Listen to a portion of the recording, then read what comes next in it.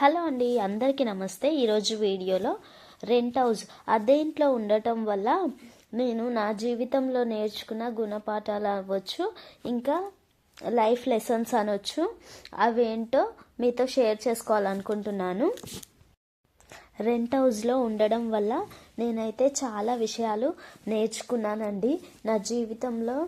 అలాగే లైఫ్లో ఎలా ఉండాలి అనేది నేర్చుకున్నాను.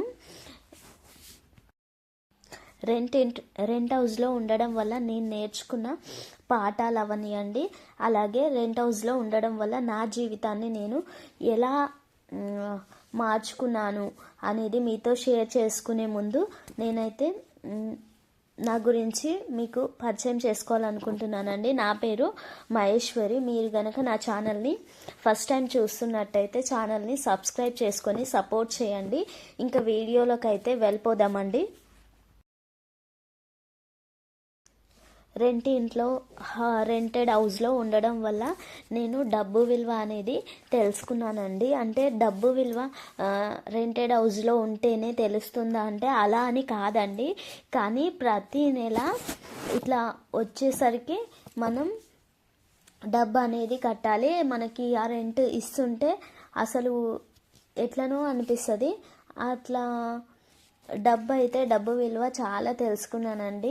ఇంకా రెంట్ ఇంట్లో ఉంటే కరెంటు బిల్లు, ఇంట్లో కింద ఊడ్చడానికి వాళ్ళకి ఇవ్వాలి, ప్రతి దానికి డబ్బులే అంటారండి. ఇంకా ఊడవడం, మన ఇంటి దగ్గర ఉంటే మనమే ఆకిలి చిమ్ముకుంటాము, సాంపి చల్లుకుంటాం. ఈ సిటీలో ఉంటే, రెంటెడ్ ఇంట్లో ఉంటే ఖచ్చితంగా మనము ప్రతిదానికి డబ్బులు కట్టాలి. అలాగా డబ్బుల విలువ అయితే చాలా తెలిసొచ్చిందండి. రెంటెడ్ హౌస్లో వచ్చిన తర్వాత డబ్బు విలువ అయితే చాలా తెలుసుకున్నాను. అంతకుముందు ఎలాగంటే డబ్బులుంటే ఏదో ఒకటి ఖర్చు పెట్టేస్తూనే ఉంటాము. ఇప్పుడు మాత్రం ₹1 ఖర్చు పెట్టాలన్నా కానీ ఆలోచిస్తూ ఉంటాము. అలాగా నేనైతే డబ్బుని పొదుపుగా వాడుకోవడం స్టార్ట్ చేశానండి. అలాగే ఇంకొకటి రెండోది, నేను ఫుడ్ని చాలా జాగ్రత్తగా వాడుకోవడం అనేది స్టార్ట్ చేశానండి. ఈ రెంటెడ్ హౌస్లోకి మారిన తర్వాత, రెంటెడ్ హౌస్లో ఉండడం స్టార్ట్ చేసిన తర్వాత నేను ఫుడ్ని వేస్ట్ చేయడం అయితే చాలా తగ్గించానండి. అది ఎలాగంటే, ఇప్పుడు మనం అపార్ట్మెంట్స్లో కానీ ఇంకా సిటీలో రెంట్ హౌస్లో ఉన్నప్పుడు మనకి ఫుడ్ అనేది అసలు ఎక్కడ వేయాలి అట్లా కూడా ఉండదు. సో అటు ఇటు పడేయడానికి అట్లా ఉండనప్పుడు ఇంకా కవర్లలో వేసి పెట్టడం, అట్లా పడేయడానికి కూడా ఇబ్బంది ఉంటుంది.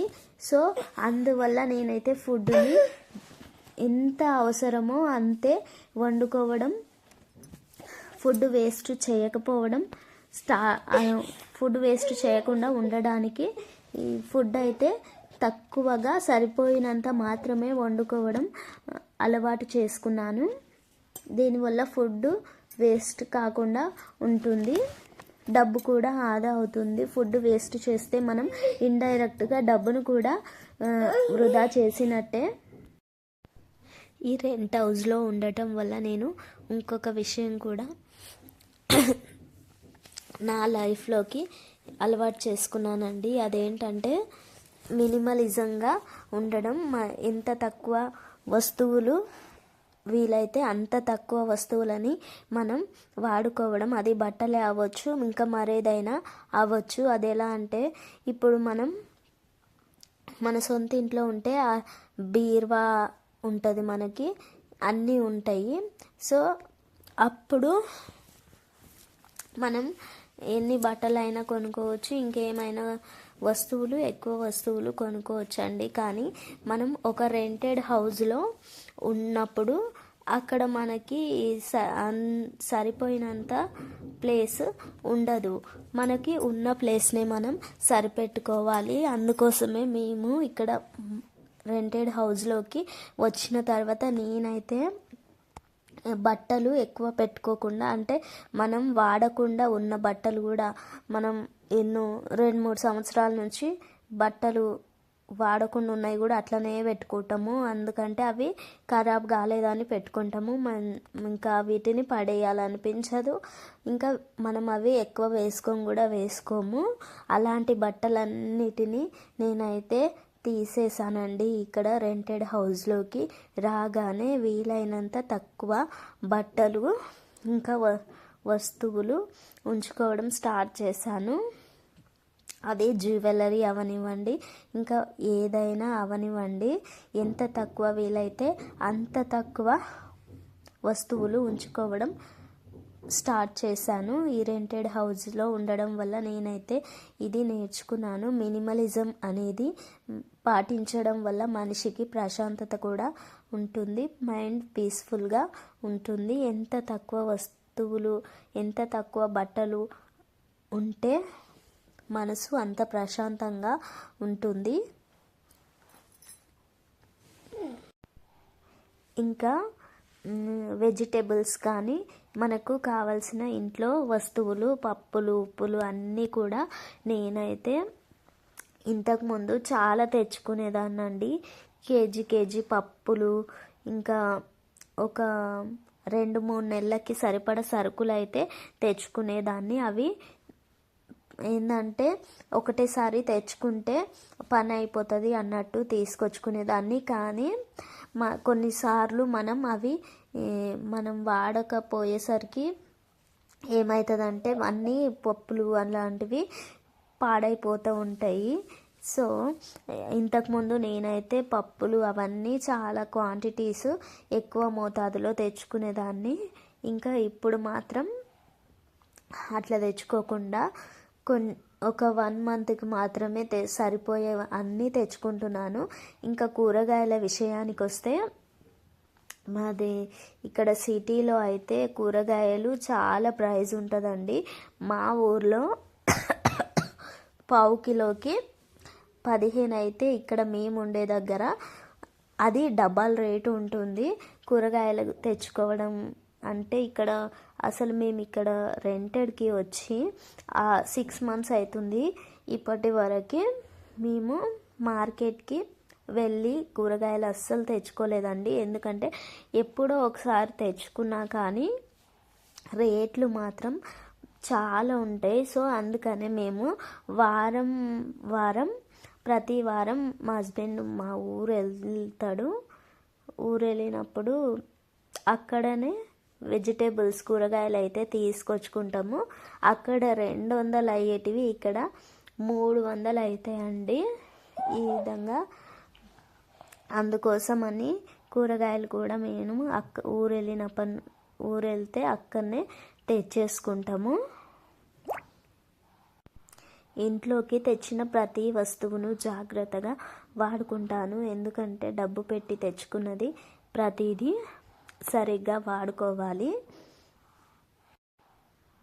ఇలా జీవితంలో ఏది ఎలా వాడుకోవాలి అనేది ఈ రెంటెడ్ హౌస్లో ఉండడం వల్ల తెలుసుకున్నానండి. అన్నిటికీ డబ్బే అవసరం. ఆ డబ్బు లేకపోతే ఈరోజు రేపట్లో ఏది లేదండి. డబ్బు ఉంటేనే మనుషులకు కూడా విలువ ఇస్తున్నారు.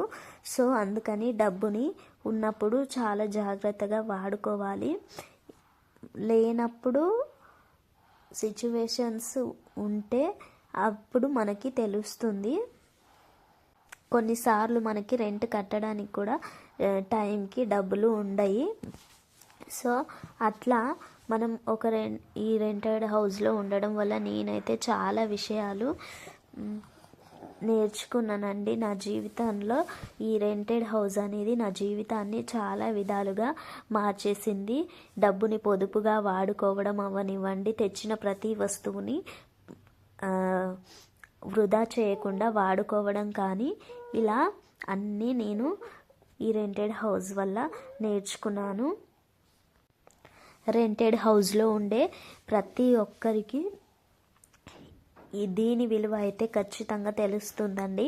అదేంటంటే సొంత హౌజు మనకంటూ ఒక సొంత ఇల్లు ఉండాలనేది దేని గురించి తెలిసినా తెలియకపోయినా ఈ సొంత ఇల్లు అనే దాని యొక్క వాల్యూ అనేది రెంటెడ్ హౌస్లో ఉన్న వాళ్ళకి ఖచ్చితంగా తెలుస్తుందండి. నాకైతే అసలు చాలా బాగా తెలిసింది.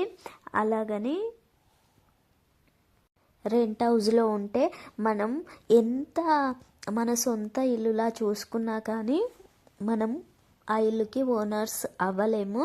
అలాగే మనం ఎంత బాగా చూసుకున్నా ఒక చిన్న బర్త్డే ఫంక్షన్ చేయాలనుకున్నా కానీ ఓనర్ వాళ్ళ పర్మిషన్ తీసుకోవాలి. ప్రతిదానికి ఓనర్ పర్మిషన్ అడగాలి. కనీసం వాటర్ అయిపోతే వాటర్ పెట్టుకోవాలి, ట్యాంక్ వాటర్ నింపాలి, మోటార్ వేయాలన్నా కానీ ఓనర్ పర్మిషన్ అడగాలి. ఇంకా వాళ్ళు వేయమంటేనే వేయాలి. సొంత ఇల్లు విలువ రెంటెడ్ హౌస్లో ఉన్న వాళ్ళకి బాగా తెలుస్తుంది. నాకు కూడా అలాగేనండి. సొంత ఇల్లు కట్టుకోవాలి అని ఉన్నా ఇప్పుడైతే మేము సొంత ఇల్లు కట్టుకోలేము. ఎందుకంటే ఇప్పుడు మా దగ్గర అంత డబ్బు లేదు. ఫ్యూచర్లో ఏదైనా సెటిల్ అయితే అప్పుడు ప్లానింగ్ అప్పుడు ఉంటుంది. ఇప్పుడైతే ఇలా రెంటెడ్ హౌస్లో సర్దుకుపోవాలండి. ఎందుకంటే అన్ని రోజులు మనవే ఉండవు కదా, మనకంటూ ఒక రోజు వస్తుంది. ఆ రోజు కోసమే ఎదురు చూస్తూ దానికోసం కష్టపడుతూ ఉండాలండి. ఇక్కడ నేను ప్రతిదానికి డబ్బులు వేస్ట్ చేయకుండా వీలుంటే ఓల్డ్ క్లాత్స్ ఇలాంటివి కుట్టుకుంటూ ఉంటానండి. ఇక్కడ మా ఇంట్లో కొన్ని వస్తువులు పెట్టుకోవడానికి ఇక్కడ నాది పాత డ్రెస్ ఒకటి ఉంటే దాంతో బాస్కెట్ అయితే కుడుతున్నాను. ఇలాంటివి ఇంట్లో కుట్టుకోవడం వల్ల మనం ఎంతో డబ్బు సేవ్ చేయొచ్చు. ఇవి చిన్న చిన్న మొత్తాలే మనకి రేపు పెద్ద అమౌంట్ అవుతుంది. ఈరోజు వీడియో అయితే ఇదండి.